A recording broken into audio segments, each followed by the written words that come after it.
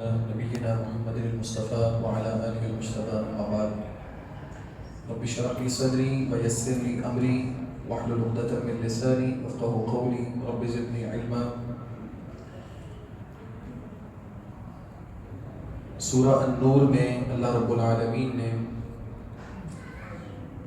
معاشرتی اور ایک انسان کی انفرادی تربیت کے بہت سارے احکامات رکھے ہیں، اور آغاز میں یہ بات کہی ہے کہ یہ ایک ایسی صورت ہے جس کو ہم نے اتارا ہے، اس کے احکامات کو ہم نے فرض کیا ہے، اور اس صورت میں ہم نے بڑی واضح نشانیاں نازل کی ہیں اور اتاری ہیں. ہر صورت کو یہ اللہ نے اتارا ہے، لیکن اس صورت کے بارے میں خاص یہ کہنا کہ اسے ہم نے اتارا ہے، یہ اس کی عظمت کی اور اس کی فضیلت کی ایک دلیل ہے. آغاز میں اللہ رب العالمین نے یہ بات کہی ہے کہ جو بھی مرد یا عورت زنا کے مرتکب ہوں ان کو 100 کوڑے لگائے جائیں، اور حدیث میں آتا ہے کہ 100 کوڑوں کے ساتھ ان کو جلا وطن بھی کیا جائے، جس علاقے میں وہ رہتے ہیں اس سے کسی دور علاقے میں ان کو بھیجا جائے. ساتھ کہا وَلَا تَأْخُذْكُمْ بِهِمَا رَأْفَةٌ فِي دِينِ اللَّهِ، یہ سزا جب تم دو گے تو اللہ کے دین کو یعنی اس کی حد کو نافذ کرتے ہوئے تمہارے اندر کوئی نرمی نہیں آنی چاہیے. اگر تمہارا اللہ اور آخرت پہ ایمان ہے تو ان حدوں کو نافذ کرو. وَلْيَشْهَدْ عَذَابَهُمَا طَائِفَةٌ مِّنَ الْمُؤْمِنِينَ، اور جب تم نے یہ سزا دینی ہے تو مومنین کا ایک گروہ اور ایک جماعت وہاں پہ موجود ہونی چاہیے تاکہ یہ سزا لوگوں کے لیے عبرت بن سکے.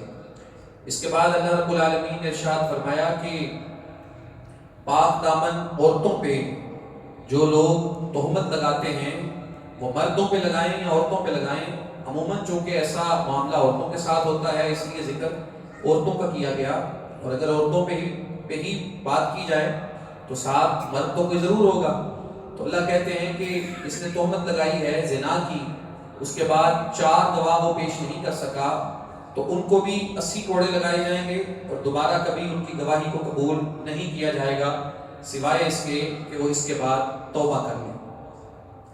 اس کے بعد اللہ رب العالمین نے مرد کے حوالے سے، خامد کے حوالے سے یہ بات کہی ہے. رسول اللہ علیہ السلام سے یہ سوال ہوا جب یہ آیتیں نازل ہوئی یا اتری کہ اگر کوئی کسی کے بارے میں بات کرتا ہے، بدکاری یا زنا کا دعویٰ کرتا ہے تو اس کو 4 گواہ لانے پڑیں گے. تو ایک بندے نے آ کے پوچھا نہیں کہ اگر میں اپنی بیوی کو اس طرح کے معاملے میں ملوث پاؤں تو میں کیا کروں؟ 4 گواہ تو میں نہیں لا سکتا، میں کیا کروں گا؟ نہ میں اس کو اپنے پاس رکھ سکتا ہوں، مجھے کیا کرنا چاہیے؟ رسول اللہ علیہ السلام خاموش تھے، اور اللہ رب العالمین نے یہ آیتیں اتار دی. اور اس کے بعد جو بندہ سوال کر رہا تھا اسی کا اپنا مسئلہ بن گیا یہ، اور وہ اللہ کے رسول کے پاس آ گیا کہ میرے ساتھ یہ واقعہ واقعی ہو گیا. پہلے وہ سوال کر رہا تھا فرضی سیکھنے کے لیے، لیکن بعد میں اس کا اپنا مسئلہ تھا. تو اللہ رب العالمین نے یہاں پہ بتایا کہ جو لوگ اپنی بیویوں کے بارے میں ایسی بات کرتے ہیں ان کے پاس ظاہر گواہ تو نہیں ہے، تو ان کو کیا کرنا ہے؟ کوئی اور شخص ہوتا گواہ نہ ہونے کی صورت میں یہ خاموش ہو جاتا، اس کو اس کا کوئی نقصان نہیں تھا، پردہ پوشی کر لیتا. لیکن چونکہ معاملہ اپنے گھر کا ہے تو اب یہ کیا کرے گا؟ یہ عدالت کے اندر آئے گا. فشہادۃ احدہم 4 شہادات باللہ، اس سے 4 قسمیں لی جائیں گی کہ یہ سچا ہے، اور 5ویں قسم یہ لی جائے گی کہ اگر یہ جھوٹا ہوا تو اس پہ اللہ کی لعنت برسے. اس کے بعد عورت کو بلایا جائے گا، اس سے پوچھا جائے گا کہ تیرے خاوند نے تیرے بارے میں یہ دعویٰ کیا ہے، اس کو قبول کرتی ہو یا اس کا انکار کرتی ہو؟ اگر وہ اس کو قبول کر لے تو اس کو زنا کی بدکاری کی سزا ملے گی. پیچھے جو سزا بھی آپ سنی ہے وہ غیر شادی شدہ کی ہے.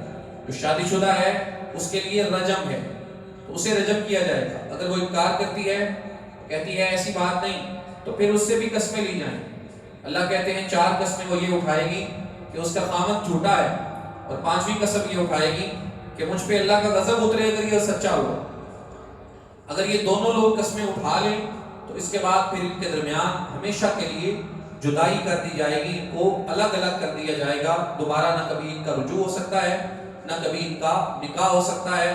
اور اگر ایسا معاملہ ایسے موقع پہ پیش آئے کہ عورت کے ہاں بچے کی ولادت ہونے والی ہے اور خامد اسی بچے کے حوالے سے یہ دعویٰ کر دے کہ میں اس کا باپ نہیں ہوں، اور اس کے بعد یہ ان کے درمیان قسمیں بھی ہو جائیں اور جدائی بھی ہو جائے، اس کو لعان کہتے ہیں، تو اس صورت میں پھر جو بچہ پیدا ہوگا اس کی نسبت اس کی ماں کی طرف کی جائے گی، اس کے باپ کی طرف نہیں کی جائے گی، کیونکہ وہ اس کا انکار کر چکا ہے اور قسمیں اٹھا کے سائڈ پہ ہو چکا ہے۔ اب اس کا معاملہ اس کے اللہ کے سپرد ہے، اور جو بچہ ہے اس کی نسبت اس کی ماں کی طرف کی جائے گی۔ اس کے بعد آیت نمبر 11 سے لے کے آگے آیت نمبر 20 تک اللہ رب العالمین نے سیدہ عائشہ رضی اللہ تعالیٰ عنہ کی براءت کو اتارا ہے۔ جب اللہ کے رسول صلی اللہ علیہ وسلم غزوہ بنو مستلق سے واپس آ رہے تھے، راستے کے اندر پڑاؤ کیا تھا، تو سیدہ عائشہ رضی اللہ تعالیٰ عنہ قضائے حاجت کے لیے گئی، واپس آئیں، ہار گم ہو گیا تھا اور ہار تلاش کرنے کے لیے پھر گئیں تو قافلہ جا چکا تھا، واپس آئیں تو جہاں اونٹ بیٹھا ہوا تھا وہیں ہار پڑا ہوا تھا، وہیں بیٹھنے انتظار کرنے کے لیے، اور پیچھے سے اللہ کے رسول صلی اللہ علیہ وسلم نے جو صحابی جن کی ذمہ داری لگائی تھی کہ وہ پیچھے رہنے والوں کو لائے گا، صفوان بن معطل السلمی، جب وہ آئے، سیدہ عائشہ رضی اللہ عنہا سو گئی تھی، انہوں نے جب آ کے آپ کو دیکھا، سیدہ فرماتی ہیں کہ پردے کی آیات اترنے سے پہلے انہوں نے مجھے دیکھا ہوا تھا، تو فوراً انا للہ و انا الیہ راجعون پڑھا۔ میں نے جب ان کی آواز سنی تو جاگ گئی، نہ کپڑا اپنے چہرے پہ دیا، انہوں نے سواری آگے کی، میں اس پہ سوار ہوئی، اللہ کے رسول اسلام پورے قافلے کے ساتھ مدینے سے باہر ہمارا انتظار کر رہے تھے، میں اس سواری پہ بیٹھ کے، صفوان پیچھے پیچھے تھے، چل رہے تھے پیدل، اور میں سواری پہ سوار تھی، ہم مدینے میں آ گئے، اور جب ہم مدینے میں آئے، قافلے والوں کے ساتھ ملے، تو عبداللہ ابن ابی ماسٹر مائنڈ تھا، اس نے سیدہ عائشہ رضی اللہ تعالیٰ عنہ کے بارے میں تہمت لگائی، اور وہ بات اس نے لوگوں کے اندر پھیلائی، اور اس پروپیگنڈے کا بعض مسلمان بھی شکار ہو گئے۔ باقاعدہ طور پہ جنہوں نے یہ بات آگے کوٹ کی، وہ مسلمانوں میں، صحابہ میں 3 لوگ تھے، 2 مرد تھے، 1 خاتون تھی۔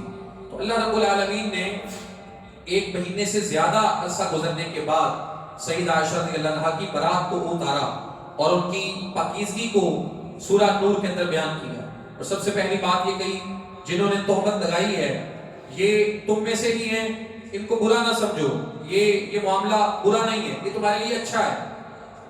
واقعہ اتنا بڑا ہوا، لیکن اللہ تعالیٰ اس کا پوزیٹیو ایسپیکٹ بیان کر رہے ہیں، اس کا مثبت پہلو بتا رہے ہیں کہ یہ ایک اعتبار سے تمہارے لیے اچھا ہے۔ کیوں؟ جو لوگ برے تھے ان کا شر تمہارے سامنے واضح ہو گیا، والذی تولی کبرہ منہم، اور جس نے اس معاملے میں سے اس گناہ کا بڑا حصہ اٹھایا ہے، لہو عذاب عظیم، اس کے لیے بڑا عذاب ہے۔ اس کے بعد اللہ نے مومنوں کو ڈانٹا اور کہا کہ جب تم نے یہ بات سنی تھی، تمہیں چاہیے تھا کہ تم اچھا گمان کرتے اور کہتے یہ بہتان ہے، کیونکہ اس بات کے اوپر 4 عینی شاہد، عینی گواہ، آنکھوں دیکھے گواہ کسی کے پاس موجود نہیں تھے۔ اللہ کہتے ہیں اگر اللہ کا فضل اور اس کی رحمت تم پہ نہ ہوتی تو اس بات کی وجہ سے جو سیدہ کے بارے میں کہی جا رہی تھی، اللہ تمہارے اوپر عذاب اتار دیتا۔ اس کے بعد کہا آئندہ سے جب بھی ایسی کوئی بات کسی کے بارے میں سنو اور اس کے اوپر حقیقی 4 گواہ موجود نہ ہو، صرف اڑتی اڑتی بات ہو، تو تمہیں چاہیے کہ تم کہو سبحانک ھذا بہتان عظیم، اللہ کی ذات پاک ہے، یہ تو بہتان ہے بہت بڑا۔ اللہ تمہیں نصیحت کرتا ہے کہ آئندہ تم نے ایسا ہی کہنا ہے۔ اور پھر کہا جو لوگ مومن لوگوں میں فحاشی پسند کرتے ہیں پھیلانا، ان کے لیے دنیا کے اندر بھی عذاب ہے اور ان کے لیے آخرت میں بھی عذاب ہے، واللہ یعلم وانتم لا تعلمون۔ اس کے بعد اللہ رب العالمین نے سیدنا ابوبکر صدیق رضی اللہ عنہ کے بارے میں آیتیں اتاری، کیونکہ جب سیدہ عائشہ رضی اللہ عنہ میں تہمت لگی تو اس معاملے میں ان کا خالہ زاد بھائی مصطح بن اساسہ وہ بھی اس پروپیگنڈے کا شکار ہو گیا، کوڑے اس کو بھی لگے۔ تو جناب صدیق نے قسم اٹھائی تھی، پہلے اس کے گھر کا خرچہ اٹھاتے تھے، اسے خرچ دیتے تھے، وہ فقیر آدمی تھا، مسکین تھا، تو قسم اٹھا لی کہ آج کے بعد اس کے ساتھ تعلق ختم ہوگا۔ تو اللہ نے یہ آیتیں اتاری، جن کو اللہ نے مال اور وسعت سے نوازا ہے وہ قسمیں نہ اٹھائیں کہ انہوں نے رشتہ داروں پہ، مسکینوں پہ، مہاجروں پہ خرچ نہیں کرنا، ان کو چاہیے کہ وہ معاف کر دیں اور درگزر کریں۔ کیا تم پسند نہیں کرتے کہ تم لوگوں کو معاف کرو اور اللہ تمہیں معاف کر دے؟ واللہ غفور الرحیم، اور اللہ بہت معاف کرنے والا، بہت رحم کرنے والا۔ اس کے بعد اللہ نے کسی کے گھر جانے کے آداب سکھائے، یا ایھا الذین آمنوا، ایمان والو، تم نے اپنے گھروں کے علاوہ کسی کے گھر میں جب جانا ہے تو 2 چیزیں ہونی چاہیے، نمبر 1 سلام، نمبر 2 منوسیت، استئناس، منوسیت ہونی چاہیے۔ منوسیت کے اندر اجازت بھی ہے، منوسیت کے اندر آپ جس کے گھر جا رہے ہیں وہ آپ کا آنا پسند کرتا ہو، یہ بھی چیز شامل ہے۔ تو اللہ کہتے ہیں اگر یہ دونوں چیزیں نہیں ہیں تو تمہیں اجازت نہیں ہے کہ تم کسی کے گھر داخل ہو. فَإِن لَمْ تَجِدُوا فِيهَا أَحَدًا اگر کسی کے کمرے میں، روم میں، گھر میں کوئی ہے ہی نہیں، کوئی بھی نہیں ہے گھر میں، پھر بھی تم اجازت کے بغیر نہیں جاؤ گے. اس کی وجہ یہ ہے کہ جس طرح لوگوں کی موجودگی میں کسی کے گھر اجازت کے بغیر جانا اچھی بات نہیں ہے، اسی طرح لوگوں کی غیر موجودگی میں جانا بھی مناسب نہیں، کیونکہ ہو سکتا ہے ایسی چیزیں اندر پڑی ہوں، سامان ایسا پڑا ہو جو اہل خانہ آپ کو دکھانا نہیں چاہتے، آپ کے سامنے ظاہر نہیں کرنا چاہتے. تو اللہ کہتے ہیں اگر کوئی نہیں ہے تو پھر بھی تم نے نہیں جانا حتیٰ کہ تمہیں اجازت دے دی جائے. اور اللہ کے رسول نے حد بندی کر دی کہ زیادہ سے زیادہ آپ 3 دفعہ کسی کے دروازے پہ کھڑے ہو کے اجازت طلب کریں گے. اجازت مل جائے ٹھیک ہے، نہیں ملتی تو آپ واپس چلے جائیں گے. 4تھی دفعہ پہ اپنے آپ کو نہیں لے کے جائیں گے.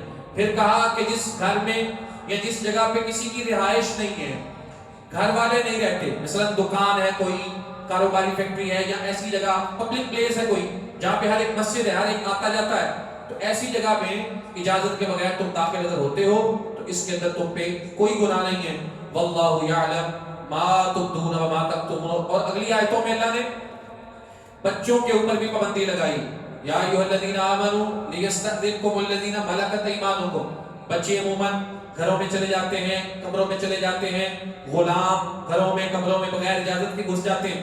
تو اللہ نے کہا بغیر اجازت کے بچے یا غلام جا تو سکتے ہیں، لیکن 3 اوقات ایسے ہیں کہ ان اوقات میں ان کو بھی اجازت کی ضرورت ہے. من قبل صلاۃ الفجر، نماز فجر سے پہلے کا وقت، وحین تضعون ثیابکم من الظہیرہ، دوپہر کے وقت جب لوگ آرام کے لیے لیٹتے ہیں، ومن بعد صلاۃ العشاء، عشاء کی نماز کے بعد. یہ اوقات میں بچوں کے لیے بھی اجازت نہیں ہے کہ وہ اجازت کے بغیر کسی کے روم میں، کسی کے گھر میں گھسیں. اس کے بعد کہا لیس علیکم ولا علیہم جناح بعدہم. بچے، غلام اس کے علاوہ اگر اور دیگر اوقات میں داخل ہوتے ہیں تو ان کے لیے اجازت ہے. اور جب بچے بلوغت کو پہنچ جائیں تو اجازت کے احکام ان کے لیے بھی وہی ہیں جو اللہ رب العالمین نے بڑوں کے لیے رکھے ہیں. اس کے بعد آگے اللہ رب العالمین نے ان چیزوں کا ذکر کیا ہے، اور یہ ان تمام چیزوں کا ذکر ہو رہا ہے. شروع میں جو کہا تھا کہ زنا کرنے والا مرد یا عورت اس کو سزا دو، سزا بیان کی تھی.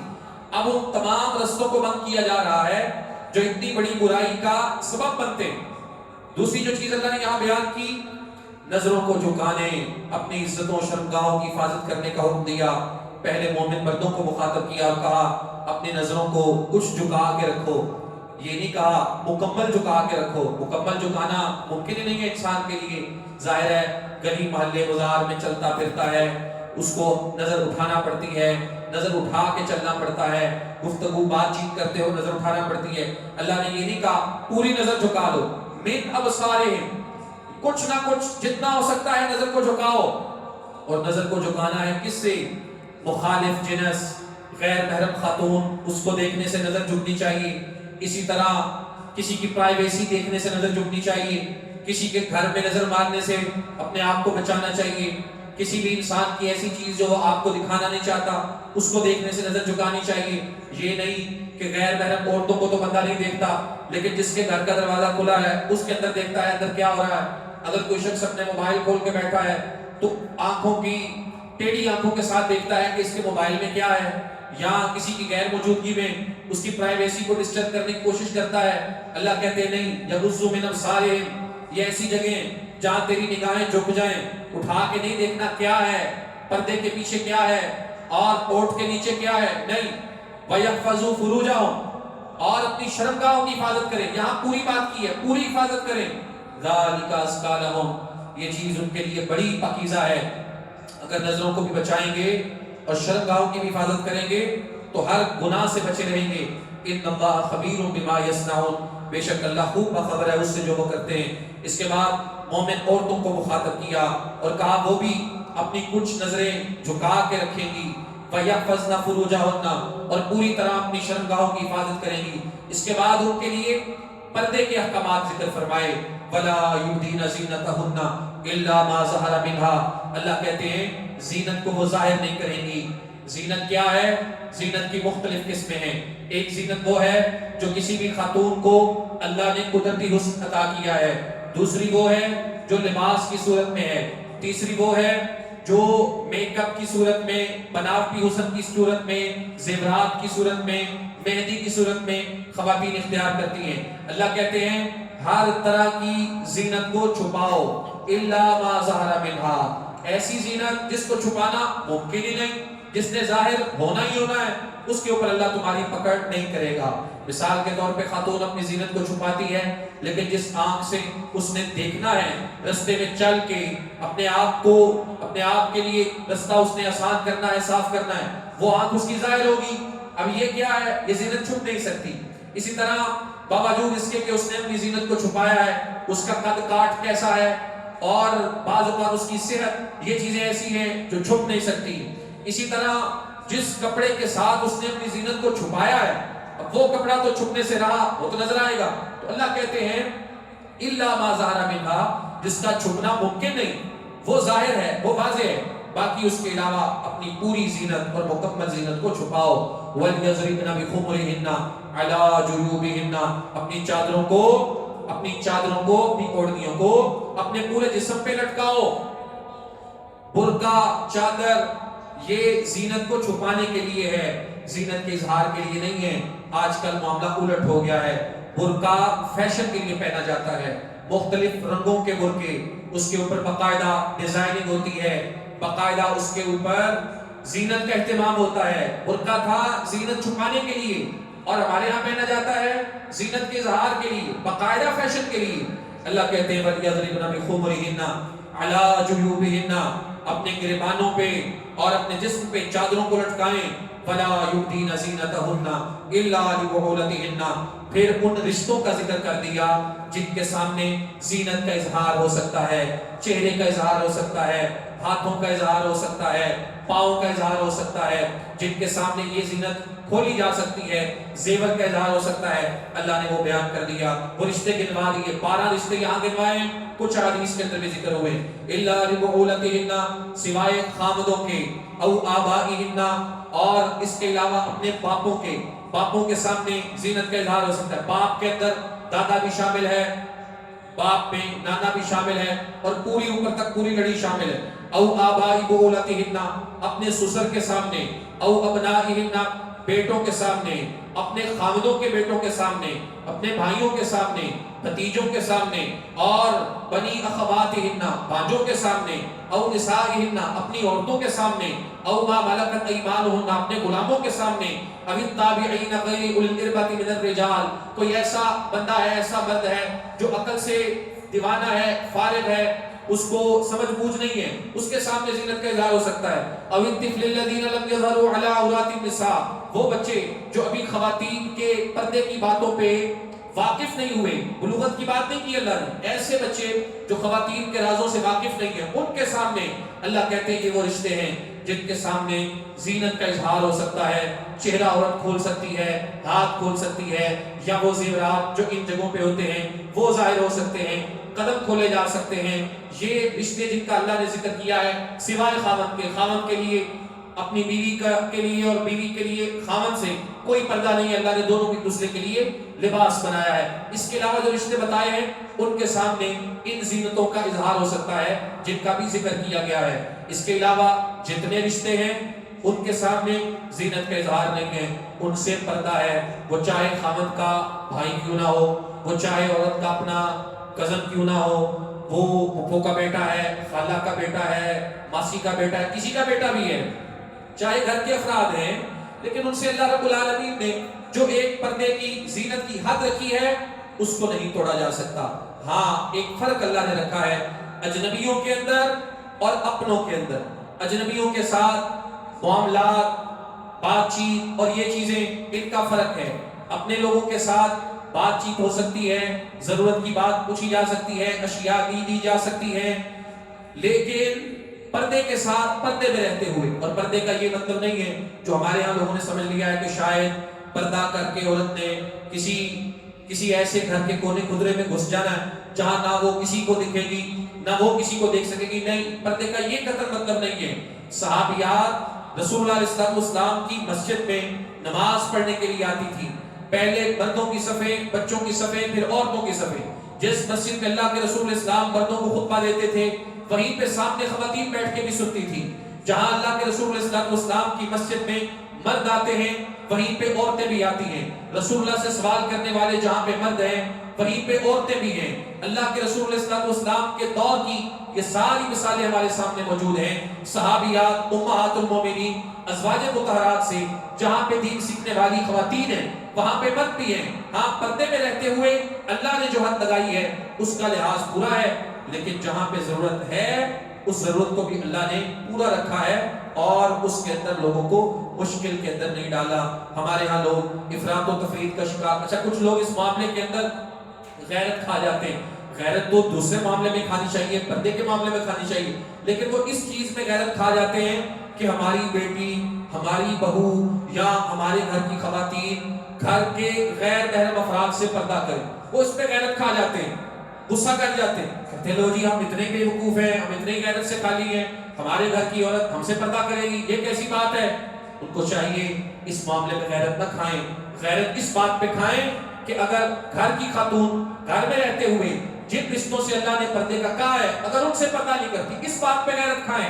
ہمارے یہاں گنگا الٹی بہ رہی ہے، دریا پانی الٹا بہ رہا ہے. جس چیز پہ غیرت کھانی تھی، جس چیز پہ غصہ انسان کو آنا چاہیے تھا، اس کی بجائے اس بات پہ غصہ آ رہا ہے جس چیز پہ غصہ نہیں آنا چاہیے تھا، جو اللہ کے رسول صلی اللہ علیہ وسلم کا دیا ہوا دین تھا، جس کو متبعاً اپنانے کی ضرورت تھی. ہمارے یہاں معاملہ الٹا چل رہا ہے. وَتُوبُوا إِلَى اللَّهِ جَمِيعًا. کسی کو پردہ اچھا نہیں لگتا گھر میں، اس کے دل کی بات ہے، اس کو چاہیے اپنی اصلاح کرے.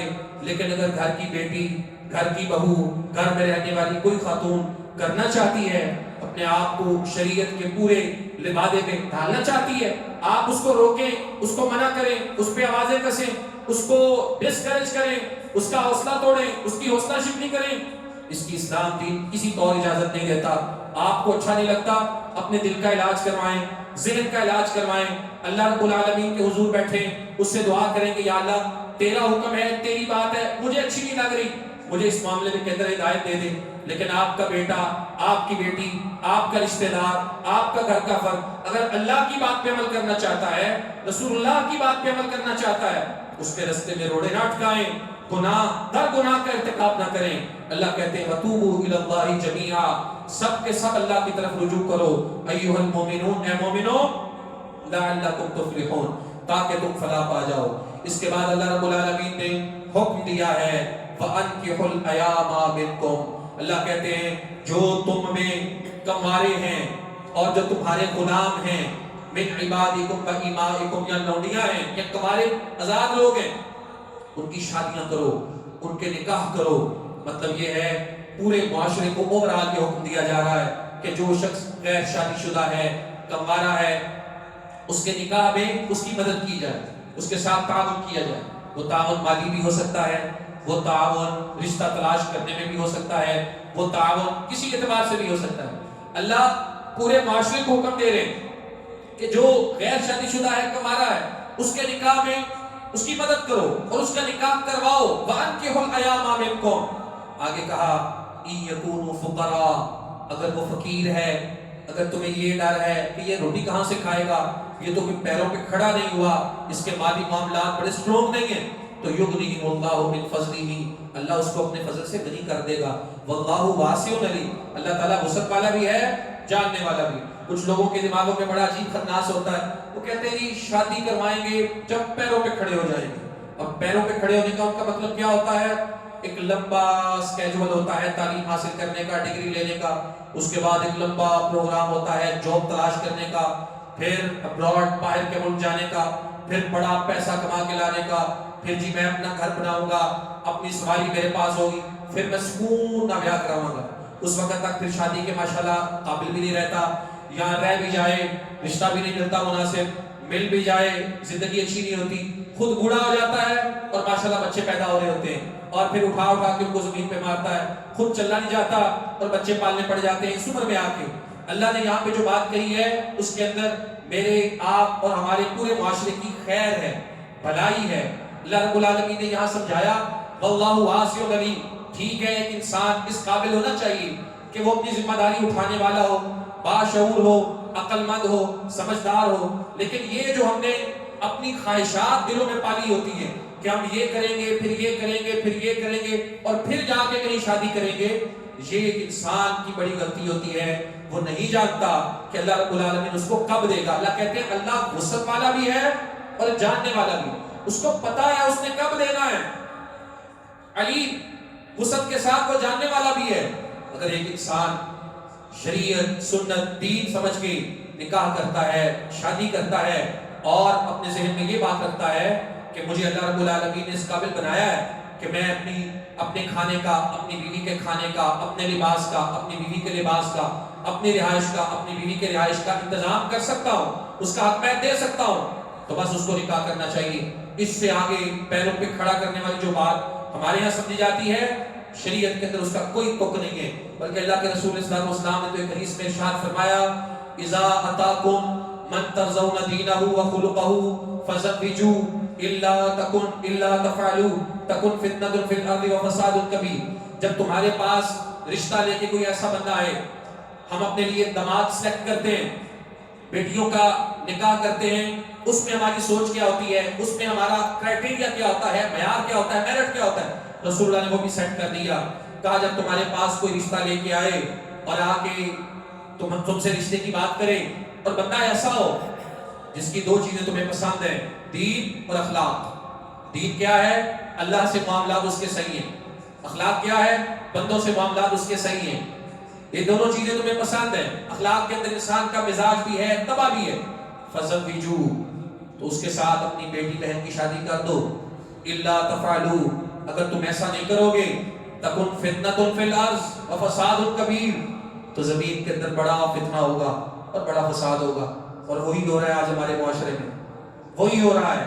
ہمارے یہاں لوگ بیٹیوں کے معاملے میں بھی غیر ذمہ دار، غیر محتاط، ان کی عمریں نکاحوں کی، شادیوں کی نکال کے ان کے لیے رشتے تلاش کرنا شروع کرتے ہیں، پھر ملتے نہیں، پھر پریشان ہوتے ہیں، مسجدوں میں دعائیں کرواتے ہیں، مولوی صاحب سے دعائیں کرواتے ہیں۔ ضرور دعائیں کروائیں، لیکن جہاں اپنی پلاننگ کے اندر غلطی ہے، جہاں اپنے ذہن کی اختراع میں انسان غلط ٹائم پہ کھڑا ہے، اس کی اصلاح بھی کریں۔ شریعت نے نکاح کے لیے نمبر 1 بلوغت، نمبر 2 شعور، یہ دو چیزیں شرط رکھی ہیں خاتون کے لیے، لڑکی کے لیے، بلوغت اور شعور۔ جب یہ دونوں چیزیں اس کے اندر آپ کو مل جائیں، اس کے بعد یہ حکم ہے اس کا نکاح کرو۔ اور مرد کے اندر تیسری چیز بھی ہے کہ وہ کفیل بن سکتا ہے، اپنا بھی اور اپنی بیوی کا بھی۔ وہ خود کھا سکتا ہے، کھلا سکتا ہے، پہن سکتا ہے، پہنا سکتا ہے، رہائش اپنے لیے بندوبست کر سکتا ہے۔ یہ کل خرچ ہے جو شریعت نے اس کے ذمہ رکھا ہے۔ اس کے علاوہ جو کچھ ہم نے بنا رکھا ہے، ذمہ لگا رکھا ہے لوگوں کے، وہ اپنی مشکلات ہیں جو ہم نے گڑھی ہیں۔ رسول اللہ علیہ السلام کے دین کے اندر ایسی کوئی مشکل نہیں ہے، اور اللہ کے ہاں یہی کہہ رہے ہیں وَأَنكِحُوا الْأَيَامَ مِنكُمْ، نکاح کروانے میں تم نے مدد کرنی ہے۔ یہاں پہ اللہ نے ولی، جو نکاح کا ولی ہوتا ہے، باپ ہے، مثال ہے، بیٹی کا ولی ہے، سرپرست ہے، بیٹے کا بھی باپ ہے، ان کو حکم دیا ہے کہ نکاح ان کے کرواؤ۔ لیکن ایک چیز یہاں پہ بڑی کلیئر ہے کہ جو نکاح ہے وہ مرد اور عورت، لڑکا اور لڑکی، ان کی رضامندی کا نام ہے۔ نکاح کرواؤ کا یہ مطلب نہیں ہے کہ بندہ اس معاملے کے اندر خود ہی فیصلے کرتا رہے۔ ہمارے معاشرے میں اس معاملے کے اندر بھی افراط و تفریط ہے۔ یہ تو سمجھا جاتا ہے کہ لڑکی اپنا فیصلہ خود نہ کرے، اس کو بڑی حد تک سمجھتے ہیں لوگ، حد تک ہے بھی۔ شریعت نے کہا ہے جس بھی لڑکی نے اپنا نکاح خود کیا، کورٹ میرج کی، اگر اس کا ولی موجود ہے تب، تو اس کا نکاح باطل ہے۔ یہ بات بالکل درست ہے، اور ہمارے معاشرے میں اس کو برا سمجھا جاتا ہے، اچھی بات ہے۔ لیکن دوسری بات بھی بڑی بری ہے جس کو ہمارے معاشرے میں اچھا سمجھا جاتا ہے، وہ کیا ہے؟ باپ ماں اپنی مرضی سے اپنی بیٹی کی شادی کر دیتے ہیں، اس کی رضامندی ہے یا نہیں اس کی ان کو کوئی پرواہ نہیں ہوتی، اور وہ یہ سمجھ رہے بیٹے کی شادی اپنی مرضی سے کر دیتے ہیں، اس کی رضامندی ہے نہیں ہے اس کی کوئی پرواہ نہیں ہوتی۔ ساری زندگی وہ پڑتا رہتا ہے، تباہی کرتا ہے اپنی بھی اور اپنی اولاد اور اپنی پوری نسل کی، اس ایک فیصلے کی وجہ سے جو والدین کر دیتے ہیں اپنے بچوں کے حوالے سے۔ یہ ظلم ہے، جہاں پہ بچوں نے والدین کو ساتھ لے کے چلنا ہے، اکیلے کوئی فیصلہ نہیں کرنا، وہاں پہ والدین نے بھی بچوں کو ساتھ لے کے چلنا ہے، اکیلے کوئی فیصلہ نہیں کرنا۔ جہاں ہوں گے دونوں کٹھے ہوں گے، اگر کسی ایک پہ ایک کا اطمینان ہے دوسرے کا نہیں، اس نکاح سے پیچھے ہٹ جائیں۔ ہمارے یہاں جو ضدیں ہوتی ہیں اور ایک خاندانی رسوم و رواج کے بت کو لوگ پوجتے ہیں، اسی طرح برادری ازم کے بت کو پوجا جاتا ہے۔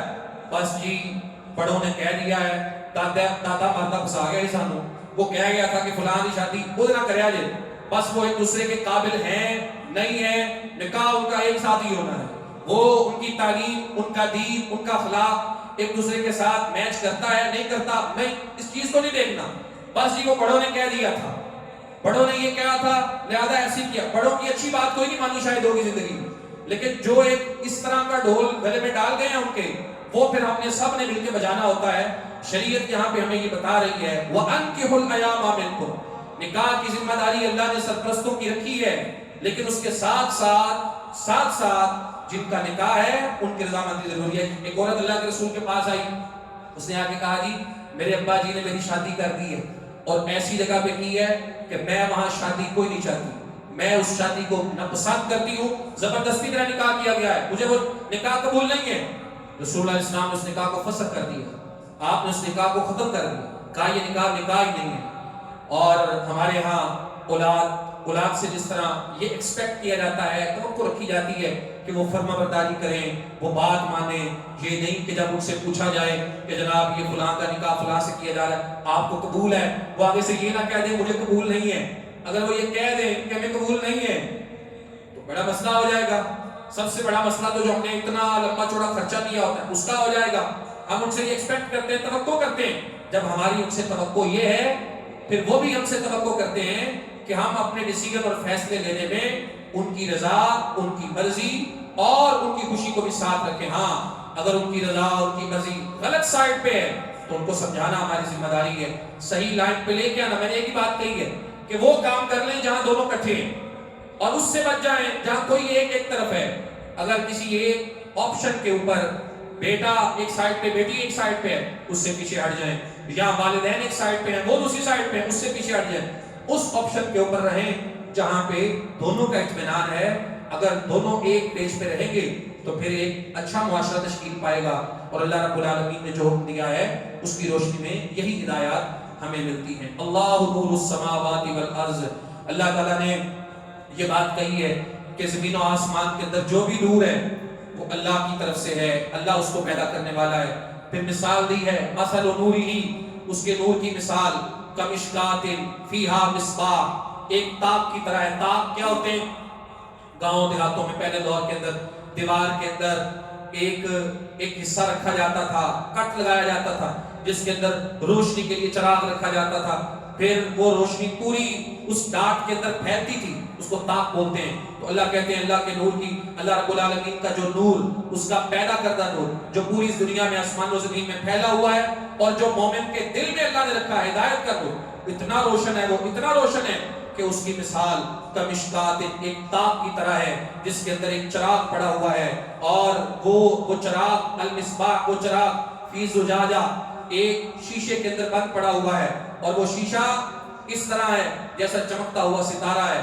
یوقد من شجرۃ مبارکہ، اس چراغ کو جلانے کے لیے بڑا ایک پاکیزہ برکت والا درخت زیتون کا انتخاب کیا گیا ہے، اور قریب ہے کہ وہ تیل زیتون آگ لگنے کے بغیر ہی روشن ہو جائے۔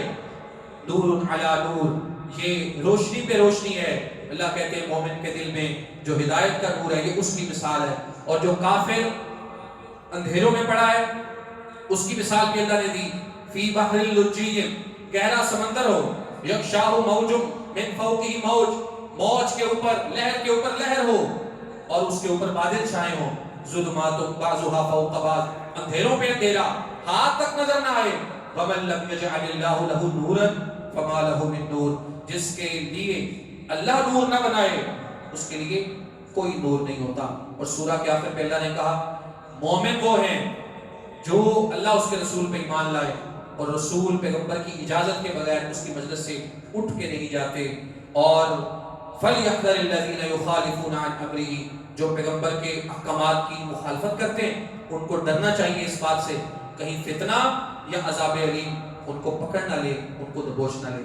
سورہ نور کے یہ چیدہ بنیادی بڑے مختصر سے موضوعات آپ کے سامنے رکھے ہیں۔ اس سے آگے سورہ الفرقان، سورہ شعراء اور دیگر صورتیں انشاءاللہ ان کے موضوعات کو کر سمجھیں گے۔ وما توفیق الا باللہ۔